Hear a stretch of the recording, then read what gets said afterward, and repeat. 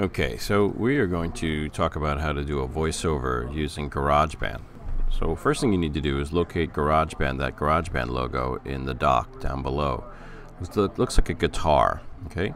Go ahead and launch it, and it'll, do its usual bouncing. And what pops up on the screen is a project window. So what you want to do is you want to start off by clicking New Project. I should mention that there are other things in here. You can certainly learn how to play music with this and do other things, create ringtones for your iPhone or whatever it is. But let's go ahead and stick with New Project.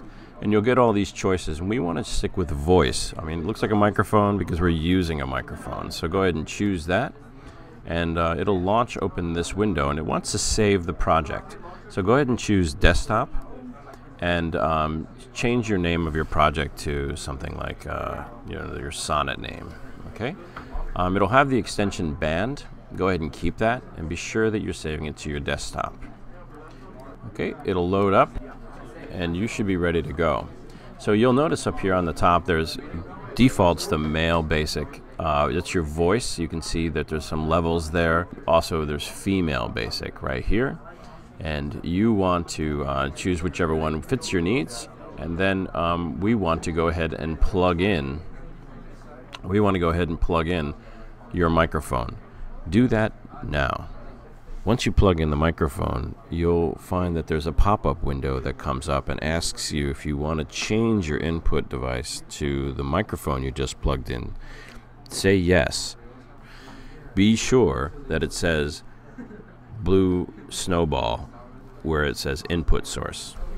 Now that you have your input source selected to blue snowball, you can go ahead and change over monitor to on. But before you do that, please plug in your headphones.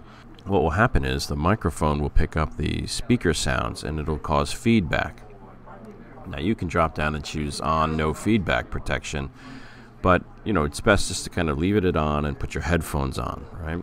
That way you can also listen to yourself, or the person who's speaking can listen to themselves doing the voiceover. All right, I'm going to leave that off for the sake of this recording, but just be aware you can do that. Now, the other thing to look for is up here where it says Male Basic. You should be able to see the waveforms bouncing back and forth, because that means you're being heard by the microphone. You'll find that with this Male Basic track that there's a little bit of an echo.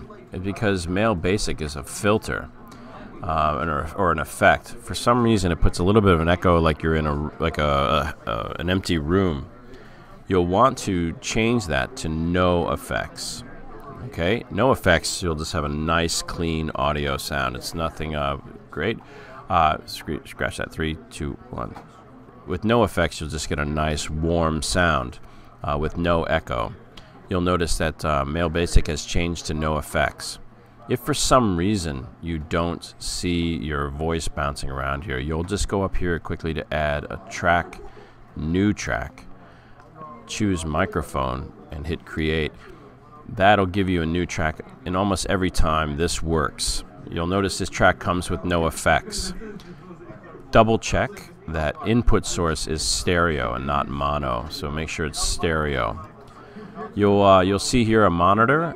If you have your headphones plugged in, go ahead and click on that and go ahead and choose on. That way you can actually hear yourself talking. Yeah, you do sound like that. You're the only one who doesn't know that. Alright, so don't turn it on. If you don't have headphones on, you'll cause feedback. Even this no feedback protection doesn't always work. And it's if you don't know feedback, give it a shot. People will love you for it, right? When you are ready to go, you've practiced, you've rehearsed enough so you're not going to mess up. You'll need to ask the room to be quiet. Right now, I have not done that, and you can hear in the background all the talking and people, just going about their business. We don't want to have that audio, that sound on the back of our, in the background of our voiceover. So we just simply yell out, "Quiet on the set, please."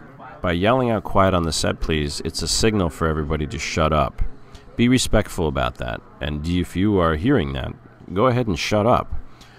People have to do their voiceovers and they don't want that background sound, right?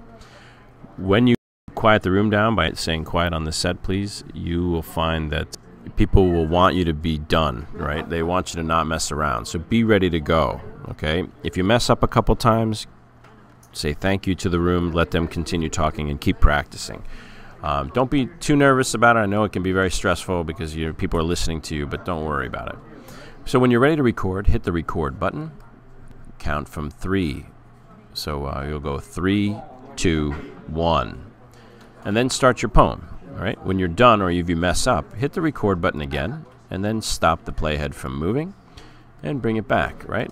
You'll find that this right here, these dots, 3, 2, 1, and I just move my cursor to the front of the clip, and I trim that off.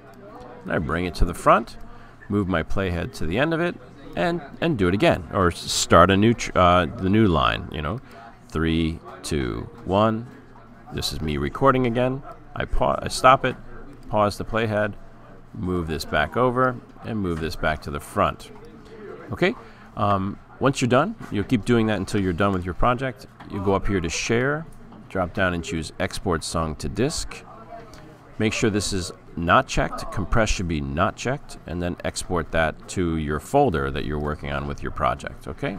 Save, and you're good to go.